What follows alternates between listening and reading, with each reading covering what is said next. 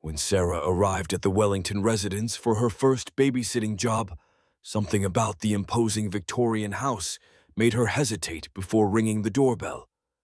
Mrs. Wellington barely made eye contact as she hurriedly reviewed the instructions, mentioning that her children, Emma and Ethan, were already upstairs and should be in bed by 8. As Sarah climbed the creaking stairs, she could swear she heard whispers and tiny footsteps scurrying behind the walls. The children's bedroom was immaculate, too perfect, with 2 empty beds and a rocking chair that seemed to move on its own. Among the scattered drawings on the desk, Sarah discovered images that no child should create.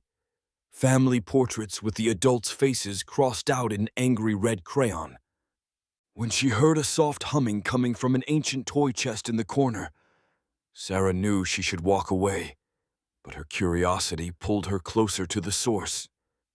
The 2 small figures that emerged weren't children at all, their limbs too long, movements too fluid, and their eyes reflecting the moonlight like animals caught in headlights.